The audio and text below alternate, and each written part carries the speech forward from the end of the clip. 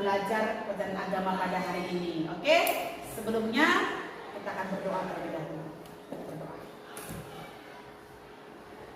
Bapa kami di sorga, kami bersyukur berterima kasih untuk hari baru yang Tuhan berikan kepada kami saat ini, di mana Tuhan telah boleh pertemukan kami kembali di kelas ini. Bapak, kami akan belajar pendidikan agama Kristen pada saat ini. Ya Bapak yang baik, kiranya apa yang akan kita pelajari hari ini Tuhan itu boleh kami mengerti Bapak. Terlebih lagi Bapak, boleh kami pakaikan Tuhan berikan kami setiap harinya, akan boleh menunjukkan kami sebagai anak-anak Tuhan yang boleh menunjukkan Tuhan dalam diri kami. Ya Bapak yang baik, hadirlah Engkau Tuhan dalam pembelajaran kami pada saat ini, dari awal, pertengahan, dan akhir. Dalam nama yang berdoa dan bersyukur selalu. Amin. Oke Nana, sebelumnya Ibu akan mengakses dulu ya Nak ya.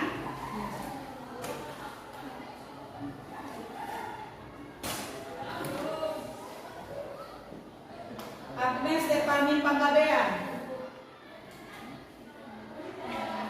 Adelio Joshua Ginting, Jericho Jayapurba, hadir Bu. Preti Gracia Immanuel Tagalung, Sheila Carolina Barus, Hadir Bu. Stephen Febrio Tagalung. Hadir Bu. Oke, kita lengkap ya, hadir semua ya Nak ya. Iya Bu. Baik, kita akan mulai belajar kita. Nah, hari ini kita akan belajar mengenai menjaga dan melestarikan alam pada bab 6 buku kita. Oke, kita bukunya Nak, bab 6.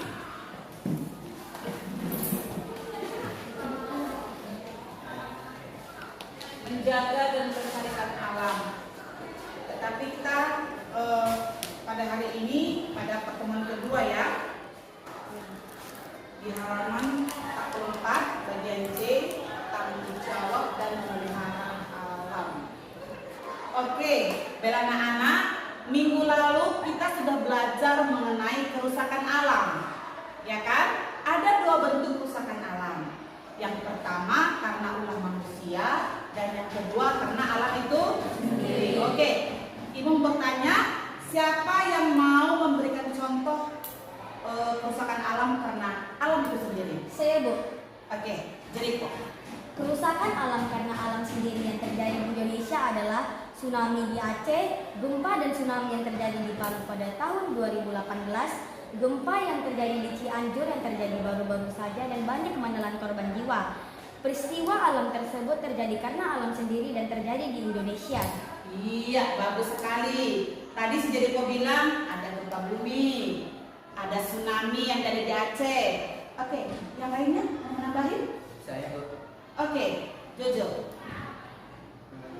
Apalagi Nak, kira-kira contoh dari oleh alam sendiri yaitu puting beliung, gunung meletus dan tanah bergerak. Oke, ya. Angin puting beliung, gunung meletus dan tanah bergerak. Ya, itu contoh dari kerusakan alam karena alam sendiri yang membuatnya. Nah, sekarang bentuk kerusakan alam karena ulah manusia. Ayo, siapa yang tahu? Oh, oke, Sheila. Karena ulah manusia contohnya banjir, longsor, Ya. pencemaran air, pencemaran udara, penebangan pohon secara lahan. Iya, banjir, pencemaran udara, pencemaran air, penebangan pohon ya secara liar dan terlarang. Nah, itu semua menyebabkan kerusakan alam karena ulah tangan manusia. Oke, nah tadi merupakan bentuk-bentuk dari kerusakan alam. Nah, pada hari ini kita akan belajar mengenai bagaimana tanggung jawab dalam memelihara alam. Kan begitu di bagian C ya, Naya, halaman 44 buka bukunya. Oke, kira-kira siapa yang bertanggung jawab dan apa saja tanggung jawabnya? Dan itulah yang mau kita pelajari pada hari ini. Tujuan pembelajaran kita pada hari ini, yang pertama, menelaah tanggung manusia memelihara alam berdasarkan Kejadian 1 ayat 8 dan Kejadian 2 ayat 15 dengan benar. Yang kedua, menguraikan upaya yang dapat dilakukan untuk mencegah semakin hancurnya alam dan lingkungan hidup dengan benar. Yang ketiga, melakukan aksi nyata dengan merancang kampanye pemeliharaan alam melalui gambar dan slogan dengan baik. Nah, baiklah, kalian akan berdiskusi. Sebelum itu, terlebih dahulu kalian akan menyaksikan sebuah video yang ada di slide. Setelah nonton video, akan berdiskusi dengan menjawab beberapa pertanyaan nanti ya yang diajukan. Oke. 5 macam kerusakan lingkungan hidup akibat manusia. Lingkungan hidup merupakan aspek yang sangat penting bagi kehidupan makhluk hidup. Namun sayangnya belakangan ini lingkungan hidup mulai mengalami degradasi atau penurunan yang menyebabkan kerugian bagi kehidupan manusia. Kerusakan lingkungan hidup disebabkan oleh 2 faktor, yaitu faktor alam dan faktor manusia. Faktor alam memang tidak bisa diperkirakan dan dihindari oleh manusia. Nah, kali ini kita akan membahas kerusakan lingkungan hidup yang disebabkan oleh faktor manusia. Sebelum lanjut videonya, subscribe dulu channel ini dan nyalakan lonceng notifikasinya ya. Pertama, akibat tanah longsor. Tanah longsor terjadi karena adanya pergerakan massa tanah dan batuan ke daerah bawah. Tanah longsor disebabkan oleh pertambahan beban tanah, erosi air, daya gravitasi, peningkatan kandungan air dalam tanah karena kegiatan manusia. Yang kedua, banjir. Banjir bisa disebabkan oleh 2 faktor. Pertama, karena curah hujan yang tinggi, luapan air sungai dan juga pasang surut air laut. Kedua, karena kegiatan manusia seperti buang sampah di saluran air dan penggundulan hutan serta hilangnya tanah resapan air. Banjir membawa kerugian bagi masyarakat seperti kerusakan fisik, korban jiwa, munculnya penyakit, dan kekurangan air bersih serta bahan pangan. Ketiga, pencemaran lingkungan. Pencemaran lingkungan menunjukkan bahwa kualitas lingkungan hidup telah menurun. Dampaknya adalah lingkungan hidup tidak dapat berfungsi dengan seharusnya. Misalnya saja ada ikan yang mati di danau karena keracunan limbah. Pencemaran lingkungan terjadi karena kegiatan manusia yang memasukkan zat, energi, atau organisme ke dalam lingkungan hidup. Keempat, penggundulan tanah. Teman-teman pasti sering melihat peristiwa penggundulan hutan di Indonesia. Biasanya kegiatan ini dilakukan untuk membuka lahan baru, baik untuk pertanian atau perumahan. Adanya penggundulan hutan menimbulkan dampak yang mengancam makhluk hidup seperti banjir, kekeringan, dan erosi tanah. Yang kelima, penggersangan lahan. Lahan yang gersang menyebabkan produktivitas lahan serta jenis hewan dan tumbuhan menurun. Sebenarnya kegersangan lahan diakibatkan oleh alam karena curah hujan yang rendah dan temperatur yang tinggi. Namun, ternyata aktivitas manusia juga dapat berperan dalam penggersangan lahan, diantaranya penanaman dengan jarak yang rapat dan kurang baiknya praktik irigasi. Kerugian yang disebabkan karena lahan yang gersang dapat berupa ancaman kelaparan loh teman-teman. Nah, semoga teman-teman dapat memahaminya dan sebisa mungkin dapat menjaga lingkungan di sekitar ya. Karena terjadinya kerusakan lingkungan akibat ulah manusia sepenuhnya tergantung usaha kita dalam menjaga lingkungan. Oke, nah kalian tadi setelah menyaksikan video tadi kan? Nah, berdasarkan video itu kira-kira ada nggak yang mau tanggapan atau komentar? Oke, Agnes, apa komentar Nak? Kerusakan alam terpengaruh ketika gabung makhluk hidup, penderitaan, rugi juga bisa menimbulkan korban jiwa. Iya, kerusakan alam itu bisa menimbulkan banyak kerugian kan? Bisa korban jiwa, terus materi, ya kan? Sakit penyakit muncul, bahkan hewan-hewan bisa punah. Itu dia. Nah, sekarang setelah tonton video ini, lalu baca dari kitab Kejadian 1 ayat 28 dan juga Kejadian 2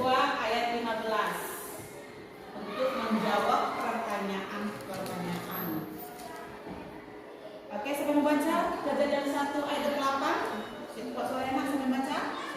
Oke, Jojo. Allah memberkati mereka, lalu Allah berfirman kepada mereka, beranak cuculah dan bertambah banyak, penuhilah bumi dan taklukkanlah itu, berkuasalah atas ikan-ikan di laut dan burung-burung di udara, dan atas segala binatang yang merayap di bumi.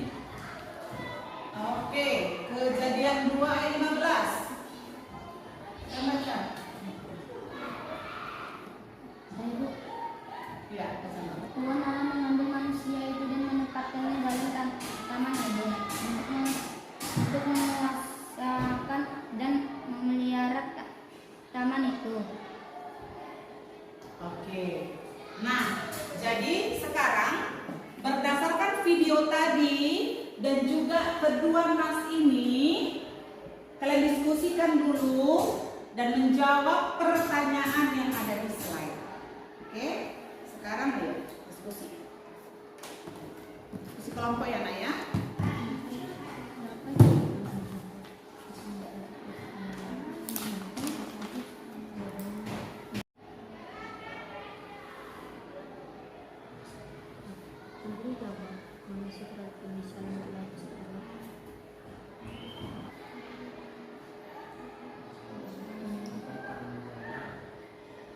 Ada nggak ini nah nggak paham pertanyaannya, kurang mengerti ya?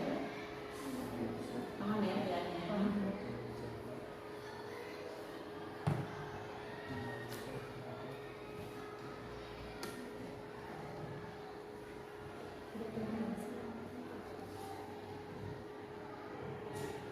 Jadi satu orang menulis, yang lainnya silakan langsung cari jawabannya.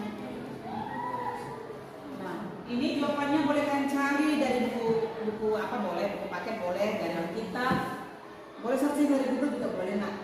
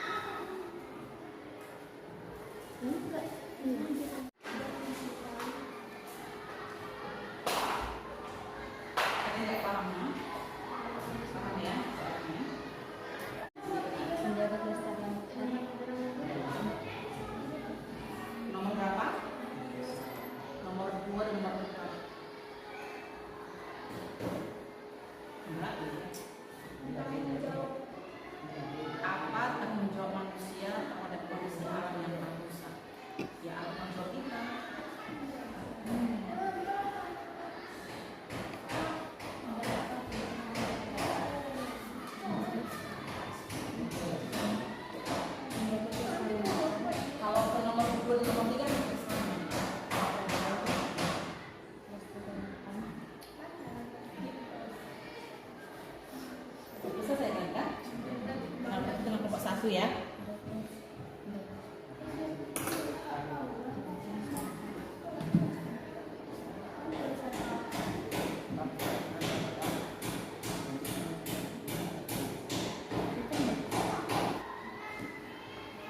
Oke, nah udah selesai diskusinya?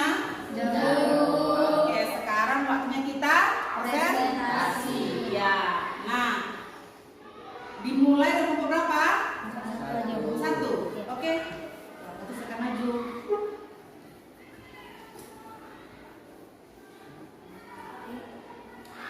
Baiklah teman-teman, di sini kami akan mempresentasikan hasil diskusi kelompok kami.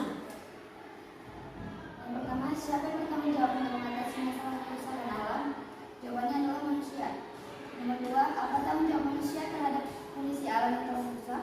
Jawabannya adalah tanggung jawab terhadap alam yang telah rusak adalah tidak membuang sampah sembarangan, terutama di sungai. Yang kedua, menjaga lingkungan tetap bersih. Yang ketiga, melestarikan tanaman yang langka dengan membudidayakannya. Nomor tiga, apa perintah Allah kepada manusia tentang alam? Jawabannya adalah karena cucu, penuhilah bumi, berpuasa, dan memelihara. Nomor empat, apa upaya yang dapat dilakukan manusia untuk mencegah semakin merusaknya alam dan lingkungan hidup? Jawabannya adalah tidak membuang sampah sembarangan di sungai, menanam kembali hutan yang gundul atau reboisasi tanah yang harus ditanami pohon kembali, melakukan terasering, tidak menggunakan secara berlebihan, menjaga lingkungan, menjaga keseimbangan lingkungan, menjaga kelestarian hutan. Oke. Di sini adakah teman-teman yang ingin bertanya atau memberikan saran? Oke, silakan siapa? Jojo. Apa upaya yang harus kita lakukan sebagai siswa di sekolah untuk menjaga lingkungan sekolah? Baiklah, di sini saya akan menjawab pertanyaannya, yaitu melakukan gotong royong, membuang sampah pada tempatnya, melakukan penghijauan, mendaur ulang sampah, tidak merusak tanaman dan tumbuhan di lingkungan sekolah. Menurutmu, apakah jawaban saya sudah tepat? Ya, saya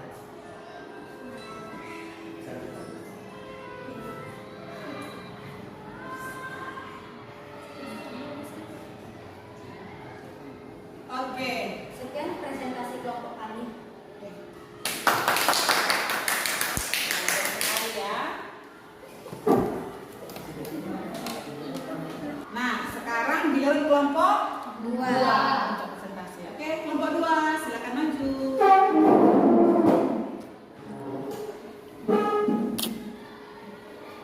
Kelompok satu perhatikan ya. Iya, Bu.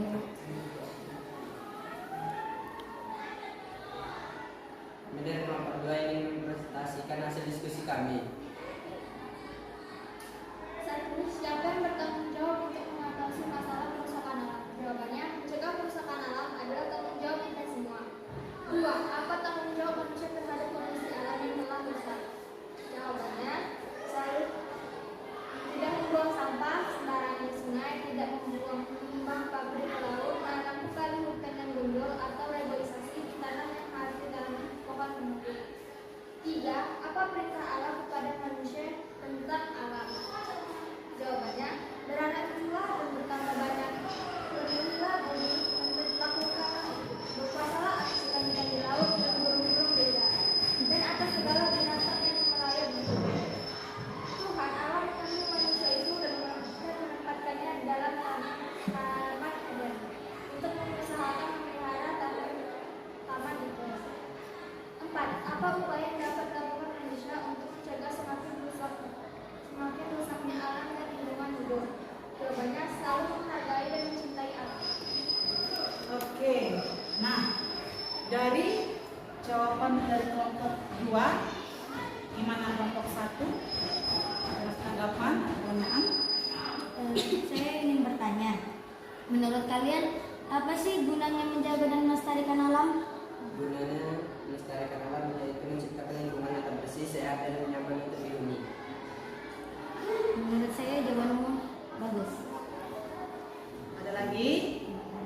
Ada Di lagi? sini saya ingin memberikan saran juga supaya tidak usah grogi dan lebih efisien saja. Oke. Gimana?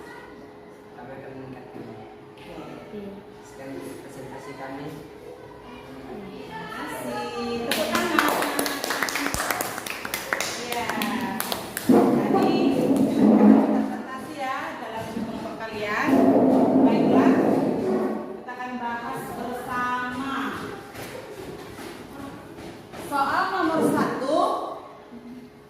Siapa yang bertanggung jawab untuk mengatasi masalah kerusakan alam? Manusia. Manusia.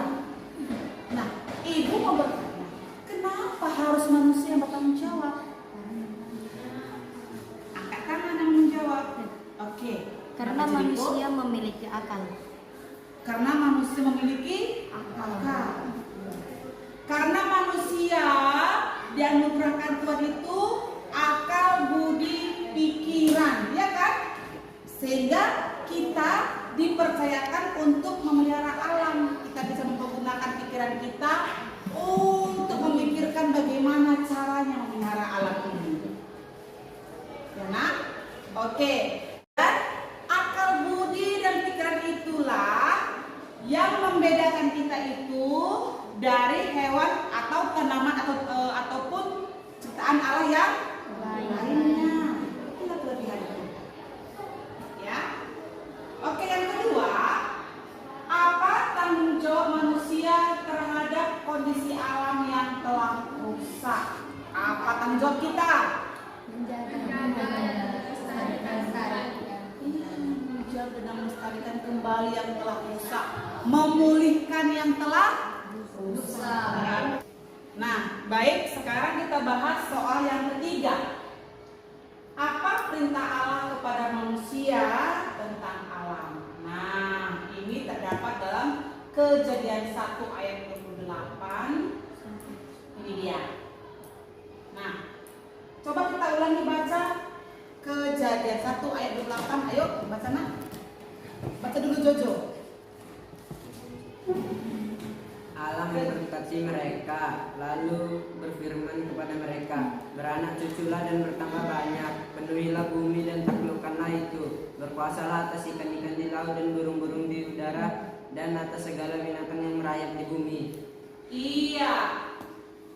Nah, dari Kejadian 1 ayat 28 itu memiliki makna bahwasanya yang pertama, kita diberi anugerah oleh Allah untuk beranak cucu atau memiliki keturunan. Kita dianugerahkan Allah untuk beranak cucu, memiliki keturunan, untuk memenuhi seluruh isi bumi. Itu dia. Yang kedua, kita diberi anugerah untuk menguasai bumi. Menguasai bumi. Dalam artian kita itu memiliki tugas untuk menjaga dan memelihara seluruh isi bumi. Artinya menguasai di situ bukan berbuat dengan semena-mena atau suka-suka. Ya, karena Allah kasih aku bumi ini, ya suka-suka hatiku lah. Mau tebang pohon, mau buang sampah, nggak seperti itu. Karena apa? Karena anugerah yang Allah berikan kepada kita untuk menguasai bumi ini dalam artian kita memakaikan seluruh yang ada di bumi ini dengan penuh tanggung jawab. Ya kan?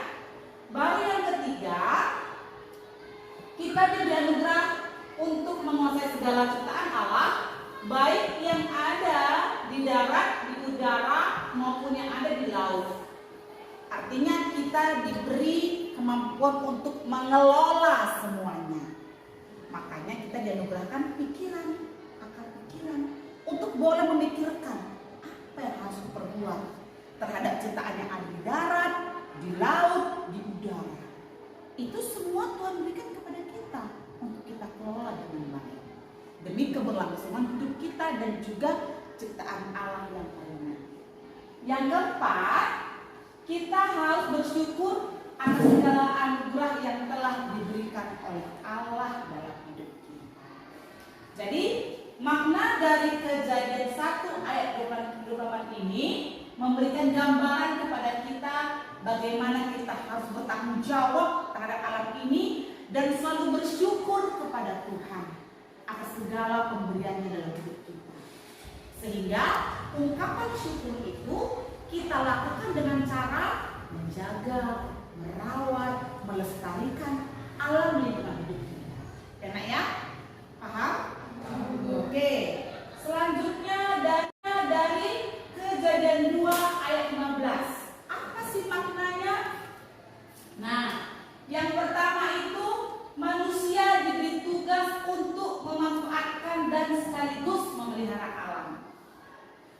Makanya terkadang kita kan bertanya, ih, canggih kali bisa ciptakan laptop misalnya kan. Kalau kita berpikir, aku sanggup nggak ya menciptakan sesuatu yang berguna? Kan begitu. Kan kalau ada laptop, ada komputer, ada mobil, ada satelit atau apapun itu kan orang-orang yang termasuk orang pintar yang bisa menciptakan itu kan? Seperti itu. Nah, jadi pikiran yang telah dianugerahkan Allah kepada kita manfaatkan untuk hal-hal yang berguna. Apalagi sekarang ini, gue rasa dari anak kecil sampai orang dewasa selalu menggunakan handphone. Ini juga termasuk salah satu ciptaan manusia berdasarkan anugerah yang diberikan Allah melalui akal pikiran, kan begitu. Siapa sih yang nggak tahu ini sekarang, ya kan? Anak kecil aja kalau nangis dikasih handphone langsung diamnya enggak. Iya, mau tidur dengar musik dari handphone, ya kan? Mau bermain tidak terganggu mamanya dikasih handphone, bisa nonton dari YouTube, bisa main game, ya kan? Bahkan kalau kita mungkin atau kalian pun kalau ada tugas-tugas pekerjaan rumah biasanya ngapain? Nengok buku, Google. Terakhir buku tidak dibaca lagi, semuanya tanya Mbak Google. Iya, untuk Mbak Google pintar, ya enggak? Iya. Nah, jadi anak-anak ibu, semuanya itu kita manfaatkan demi keberlangsungan hidup kita menjadi lebih baik. Nah, yang kedua, kuasa yang diberikan mencakup soal menata hidup, mengelola alam, bekerja demi memenuhi kebutuhan hidup dan mengusahakan. Nah, artinya dari poin kedua ini adalah kita diminta untuk tidak menjadi orang yang malas, ya enggak? Kita harus mau bekerja. Kenapa? Mengusahakan kesejahteraan dirinya beserta alam semesta. Bekerja demi memenuhi kebutuhan hidup. Kalau kalian cuma tidur di rumah, bisa nggak makan? Enggak. Coba kalau orang tua kalian berongkang kaki di rumah nonton TV aja, ada nggak biaya sekolah kalian? Tidak. Jadi kita dianjurkan, kita diminta untuk bekerja. Agar apa? Agar terpenuhilah kebutuhan hidup. Nah, itulah dia. Jadi kita juga diminta bekerja untuk memelihara alam semesta. Itu bagian dari pekerjaan kita. Nah, sekarang untuk soal terakhir, apa upaya yang dapat dilakukan manusia untuk mencegah semakin rusaknya alam dan lingkungan hidup? Oke, inilah dia. Mengurangi pemakaian benda-benda yang tidak bisa hancur atau didaur ulang. Apa contohnya ini? Benda yang tidak bisa hancur atau didaur ulang. Plastik. Ya. Jadi bagaimana cara kalian untuk mengurangi pemakaian benda-benda ini? Angkat tangannya. Bagaimana usaha kalian untuk mengurangi pemakaian benda-benda yang tidak bisa hancur? Ayo angkat tangan sampai mau menjawab. Ada? Pernahkah kalian pergi ke Alfamart, Alfamidi atau Indomaret? Pernah ya? Di situ kan dia katakan supaya kita diatur supaya memakai apa? Mengurangi penggunaan plastik. Bawa kantong belanja bu, katanya, untuk mengurangi limbah plastik. Bahkan kita dikenakan bayaran kan kalau kita belanja dengan menggunakan plastik. Kalau di Alfamart ibu belanja kena Rp5, Rp5 satu lembar plastik. Kenapa itu mahal? Agar kita berpikir untuk mengurangi penggunaan plastik. Bawa aja kantong, kan gitu kan? Boleh bawa kantong. Nah, itu salah satu contohnya ya. Kemudian bisa juga kita mendaur ulang, ya kan, mendaur ulang. Ayo, apa contohnya mendaur ulang? Seperti membuat yang punya dari sampah plastik kayak botol-botol. Iya, misalnya cup aqua itu kan, aqua apa? Cup gelas itu kita jadikan benda-benda yang berguna lagi, bisa membuat bunga-bunga dari situ, ya kan? Atau limbah pipet-pipet jadikan bunga, kan begitu. Jadi sampah plastik itu kita pergunakan kembali, kita daur ulang untuk benda-benda yang lebih berguna. Ya. Kemudian mengurangi penggunaan pestisida yang merusak kesuburan tanah. Ya memang kalau sekarang petani kita banyak sekali menggunakan pestisida. Mungkin kalau di lingkungan rumah kalian yang dekat dengan persawahan, pernahkah melihat orang yang pagi-pagi sudah ke sawah menyemprot? Ya kan? Menyemprot racun, memberikan pupuk. Kalau dulu masa ibu masih kecil, kalau pergi ke sawah itu nampak nanti ada namanya ikan kepala timah. Pernah dengar? Enggak pernah lagi kan? Iya, karena zaman ibu kecil itu ikan itu banyak sekali berenang-berenang di sekitaran padi itu. Tapi karena pengaruh dari penggunaan pestisida, pupuk dan juga obat-obatan lainnya, membuat ikan-ikan kecil tadi itu sudah tidak ada lagi di sawah, sudah punah. Jadi kalau ibu dulu kan, kalau sudah ke sawah, ibu ambil kayak apa sih plastik-plastik itu, ibu tangkapin, ibu masukin ke botol, enak nengoknya gitu kan, kayak ikan-ikan kecil gitu. Sekarang ada lagi. Tentang diskusi kita hari ini, tentang pelajaran kita hari ini, ada yang bertanya? Ada? Tidak ada? Paham nak? Mengerti materinya? Iya. Oke, kalau mengerti, sekarang kita sampai kepada kesimpulan. Adakah yang mau mengambil kesimpulan dari pelajaran hari ini? Ada yang bersedia? Menurut saya kesimpulan yang bisa saya ambil dari pembelajaran hari ini adalah yang pertama, Allah memberikan tugas untuk menjaga dan melestarikan alam. Yang kedua, sebagai manusia, kita harus menjaga dan melestarikan alam yang telah Allah berikan. Yang ketiga, kita juga sebagai siswa harus bisa bergotong royong menjaga, membersihkan dan melestarikan lingkungan sekolah. Oke, ya. Nah, itulah kesimpulannya. Nah, jadi kesimpulannya, Allah memelihara seluruh ciptaannya dan pemeliharaannya itu tidak pernah berhenti. Allah selalu memelihara ciptaannya.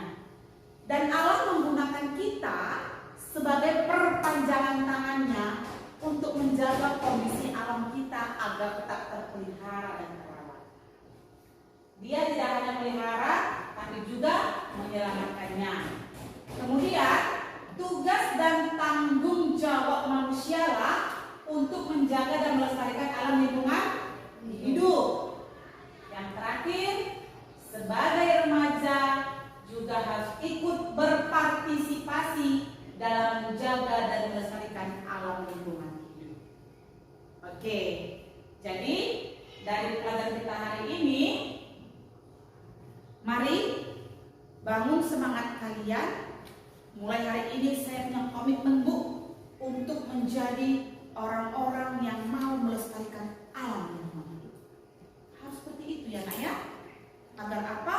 Agar kita bisa merawat alam lingkungan kita menjadi lebih baik.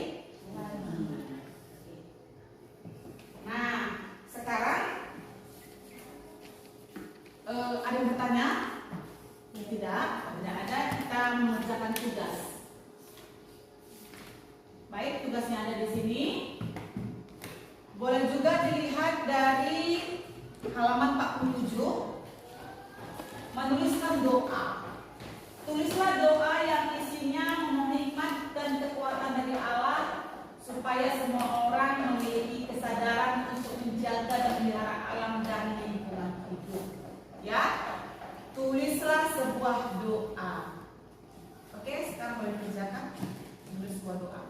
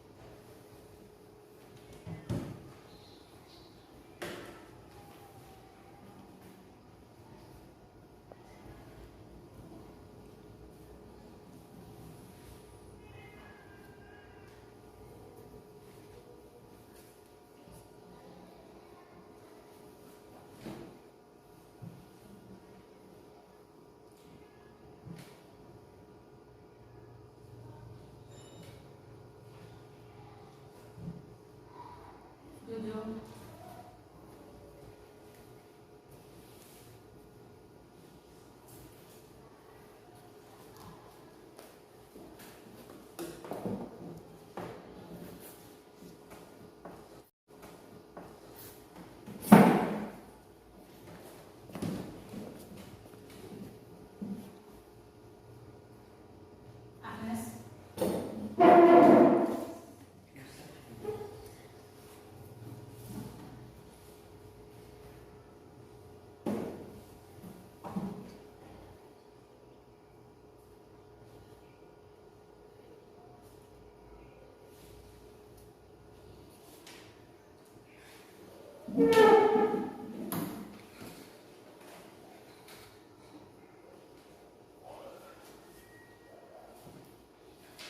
Stephen.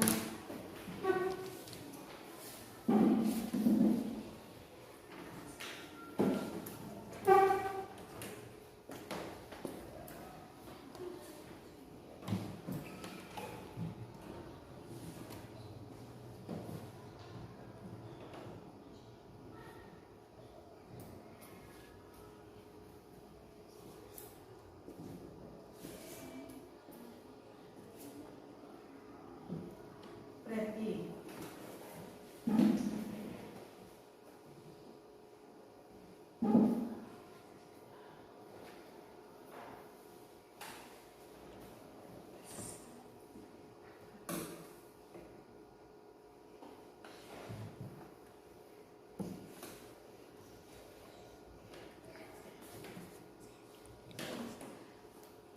Jericho.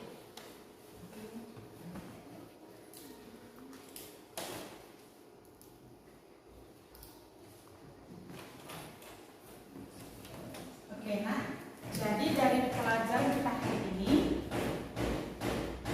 adakah di antara kalian yang mau mengambilkan refleksi dari materi kita hari ini? Yuk, yang bisa berefleksi atau mengambil refleksi dari materi kita hari ini? Oke, si Agnes yang mana? Ya, ya.